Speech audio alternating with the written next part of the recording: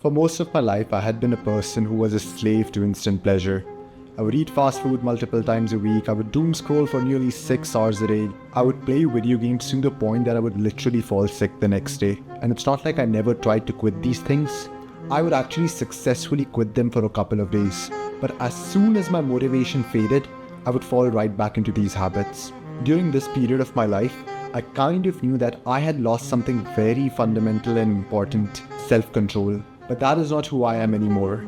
I am now someone who is highly disciplined. I lift weights at the gym, read books, wake up even before the sun to work on my business for 4 to 5 hours each day. And most importantly, I have been able to get rid of all forms of instant pleasure from my life without relying on willpower. In this video, I'm going to share with you a few principles that allowed me to make this transformation possible. And I strongly feel that if you can implement these principles in your life, you are finally going to be able to quit instant pleasure permanently. So let's get right into it.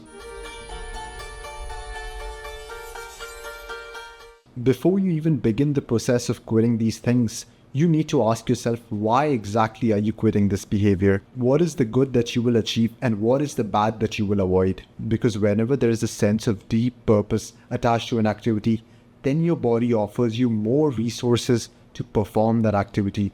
And in this case, that activity is quitting instant pleasure. So first, I want you to create a list called the bad. In this list, I want you to note down all the bad that comes with these habits of yours. Maybe this bad habit of yours robs you of motivation. Maybe it weakens you physically. Maybe it is making you antisocial and depressed. And maybe it is giving you brain fog and negatively impacting your grades or your career. Think deeply about it and list out every single harm that this bad habit of yours causes you. Now I want you to create a second list. Call this the good. In this list, I want you to note down all the good that can come from you stopping your bad habits. Maybe you feel more energetic throughout the day. Maybe you feel happier. Maybe you now have more time to study or excel in your career. Maybe your relationships with your parents or with your spouse improves dramatically. What creating these two lists does is that it reframes things. Now you're not just quitting a bad habit. Now you're instead going away from all the things on your bad list and heading towards all the amazing things on your good list. And this will help you get through the stages when the going gets tough or you begin to question yourself. If you were like me and were trying to break bad habits by solely relying on motivation, you are going to realize that motivation is a limited resource and it is bound to run out. Also, relying on motivation alone makes you almost feel like you are swimming against the river and not with it. What you instead should be relying on are systems. Systems are long-lasting, systems do not rely on emotion, and systems, when designed correctly, make quitting bad habits feel effortless. Let's say you're someone who's on NoFap and is trying to quit porn. So I want you to sit down and go as far back as you can in your memory lane and think of all the times you have ended up consuming porn, even when you didn't really want to. Maybe it's because you've eaten fast food and that gave rise to cravings, or maybe you stayed up late that night, maybe you were bored, maybe you watched a movie which had a lot of triggering scenes in it. You are very quickly going to come up with a list of things that can cause you to relapse. The collection of these things to do or not to do is what makes up your anti-habit system. All you now have to do is to make sure that you live your life by this system and you are never going to slip back into these bad addictive behaviors. But if you never create an anti-habit system, you never note down why you relapsed, then you are forever going to repeat the same mistakes over and over again, and you're just going to have a very frustrating experience trying to quit bad habits. If you're someone who lacks discipline, you procrastinate all the time, you're struggling to quit bad habits, and you're not just living up to your full potential, then make sure that you click on the link in the description and book a call with me. Perhaps I can help you transform your life the way that I've helped dozens of other men.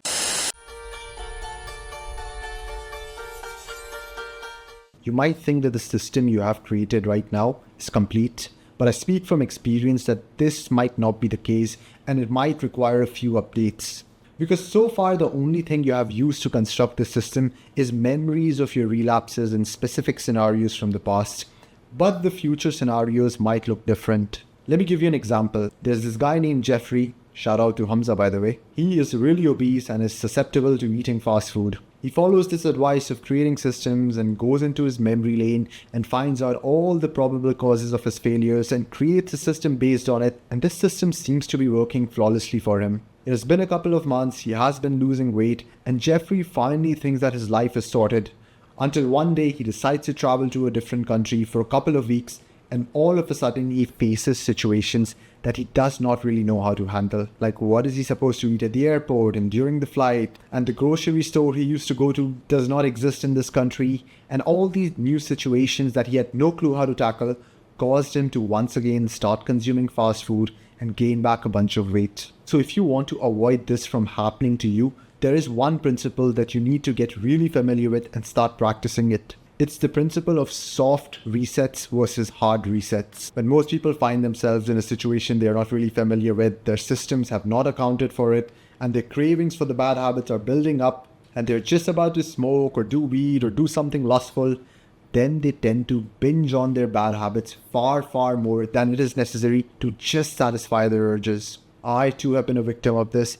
I would just get so frustrated and disappointed with myself that this would cause me to binge even more and go back to ground zero and undo all the progress that I had made. Now what I do is follow the principle of soft reset. Only consume the bare minimum amount of bad substance or behavior that is required for you to quench that urge, and nothing more than necessary, or even consider choosing an alternative, less harmful activity instead. It is basically like choosing the lesser of the two evils when you absolutely have to choose one or the other. For example, you could be a person trying to lose weight like Jeffrey, but you messed up your system, so you now are very close to binge eating processed food.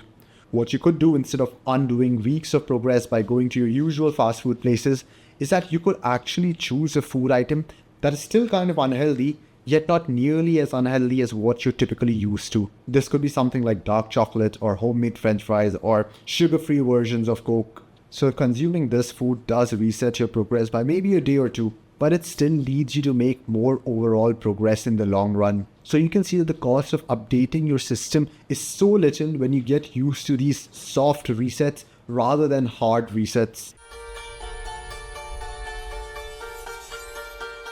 Impulse control is your ability to control your desires for immediate pleasure. For example, if you are on a diet and you see someone having ice cream, if you have a weak impulse control, you are not going to be able to resist and you are going to end up cheating on your diet. But if you are someone with a strong impulse control, then sure, you might get a little bit of a craving, but you're very easily able to override that. So strong impulse control is something that is extremely desirable, especially in today's times. But the problem is, years of consuming instant pleasure has eroded your impulse control. So you have to now put some genuine effort into building it back. Talk about a few things that have really helped in building my impulse control. The first one is simply doing things that you find a bit challenging each day. It could be going out for runs, training martial arts, taking cold showers, public speaking, or learning an instrument. Doing things that you kind of don't want to do help you exercise and build up impulse control. The second and probably the most important thing that helps build up impulse control is a healthy mind and body. This means that your sleep quality is great, your diet is clean and not filled with processed food, and even better if you're doing a bit of intermittent fasting, periods of time that you go for without food. And that has just skyrocketed my impulse control. So take some time out of your day and perhaps address the fundamentals of your health, because if you're constantly sleep deprived, then no amount of self-help videos are going to be of any use to you, and your discipline is always going to be shaky at best, and you're constantly going to find yourself gravitate towards bad habits.